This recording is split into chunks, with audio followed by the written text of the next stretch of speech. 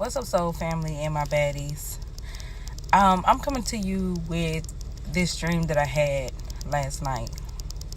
And in this dream, it was an answer that God has given me. Because one thing about when you ask God to show you something that was unseen, He's going to show you, but you must prepare yourself for this dream. And in this dream, I was standing in front of a mansion, and it was ironic because Bruno Mars, Anderson .Paak, and the Sonics, they were the Sonic band. They were in my yard and they were singing. And if you watch any of their videos, they have the band in the yard. They have it anyway. And Bruno Mars and Anderson .Paak, they was hanging out this window of the truck. I can't remember what kind of truck it was. A big truck. I want to say it was between Escalade or Avalanche or something like that. And the band was in the yard, the drums and all that. And the song that they was singing was Smoking Out the Window. And I remember it like clear as day. It was like, she got me sitting 45,000 up at Tiffany's. So, yeah, got a badass kids running around my whole house like a Chuck E. Cheese. So, yeah, put me in the jam with an X-Men and a UFC. Can't believe it. I'ma disbelieve this. Got me paying for trips, paying for drinks. Diamonds on the wrist. And here I am all alone. My heart is so cold. She got me out here smoking out the window.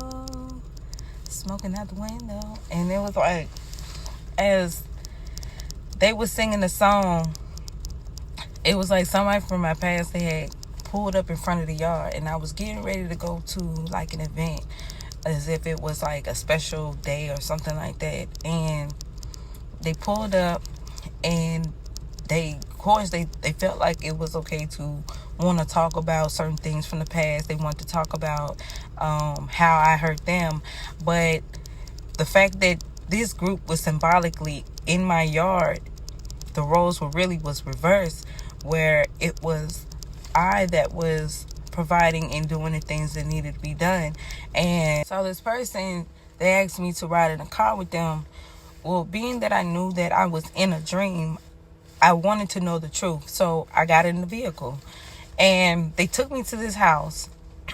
And at this house was a woman that I've known. My son knew this lady, and this woman portrayed herself as a student to him. And he just started hugging up on her, kissing up on her. And I was like, you brought me here for that? And so they was like, well, you did it to me. And they, at this time, they were just playing themselves as the victim, as if they was done wrong completely. And so it took me to another lady's house, somebody that I've met prior. She was also a student of this person as well, and my son knew her too. But at this time, my son was itty bitty. He was like 1 year old when he ever met this woman here, and she was heavy chested, and I remember her being natural. But the first girl, she was kind of spunky. She was very, very outspoken. And it was like at this point he went from tonguing this girl down, the first girl down, and then he started grabbing on the other girl's butt. And I'm even gonna call them girls, they were women. And they were laughing because it was all a joke to them. And to me, I was like, you brought me here for this? You brought me to see this? I don't care. And he just kept going on and on, like, you did it to me, you hurt me, and this and that and the other. And I'm like, I don't care. I don't care about what you got going on. I don't care about how you feel. I don't care about the response of what I did. I don't care. I don't care about you. My heart is not there. you have shown me this before, so why are you showing me this now? And so I was like, well, I'm gonna just walk to the house, I'm gonna just walk home. And his whole energy was like, I'm not through yet. I'm not through showing you how I feel. I'm not through saying what I have to say. And I'm like, no, you're through. You're all the way through. I don't care about none of that. Because I already knew that it was all about making me feel away. It was about making me jealous. But I was like, I'm not jealous because I don't care for you like that anymore. You have shown me this before in multiple different ways. So at this time, I was like, I'm done. I don't care who you deal with. I don't care about them. I don't care about what they was trying to do, because at this point I was like, the mindset that I was at, it was like two toddlers, and I was the other toddler that came to visit, and this toddler wanted to show me their toys, but they want to show me their toys to make me jealous. And I'm like, okay, I'll go play by myself. I'll go play with my own toys. And it's like that toddler was coming in to mess with what I had going on so that they can claim what was theirs. And I was like, that whole dream just put me in that persona to like, we're too old for this. Are we still doing this? And so, and this dream was basically telling me I was being tricked, or the plan was to trick me, or the plan was to make me feel. The word is spiritual transmitted disease. It's almost like this person wanted to destruct my self love in the things that made me happy, or the things that I brought joy to prove a point. And they didn't realize that the things that they were playing around with were already broken. It was like these women, it's like when I say that, I'm talking about how a toddler wants to show off their toys, but their toys were broken. But the women were already broken, so they didn't understand what love really was. And it was like, why are you thinking that you're hurting me by doing that? So when I got to walking, they were like, I'm not through with you. I'm not through with you. And I'm like, oh no, you're done. You're done. You're all the way done. Because I don't care. I never did. And because I already knew what it was. It was like, you wanted me to self-destruct, but you really needed to just go heal. That was just the motive of that. But these women, they were so entertained by the whole thing. It was almost like they were already brainwashed. Because they were so broken, they felt like the only way that they could get fixed was through this particular person. And I'm like, come on now. Baby, you can have him. So, to wrap up this dream and to sum it all up, and I'm saying this to my women, if somebody puts you in a situation where you feel like you have to fight for them, or they have to choose, well, let me say this.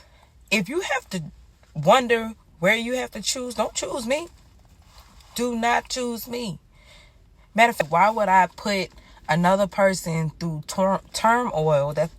As I correct myself, why would I put a person who not only show me, but remind me how worthy I am, show me how much of a queen I am, told me to put my crown back on? Why would I try to do anything to hurt that person? They didn't do anything to me. Why would I put them through something that they already been through? Why would I be their enemy when they've been a hero in my life? By reminding me how much of a hero I am to myself. So it's almost like when you move on to someone new, man, you stick with that person, especially if they're uplifting you in the best way, who is showing you how good you are. And because of that, I appreciate that person. So it's almost like if you don't, instead of trying to find ways to make that person jealous, you ought to be saluting them, unless your motive the whole time was to hurt me.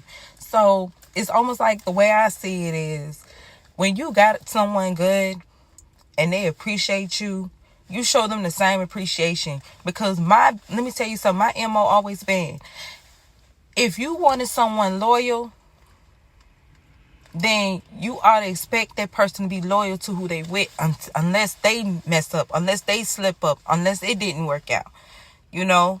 So just like this person might have waited their turn when that person slipped up with you, when the other person slipped up on you, guess what? Now they in the back of the line.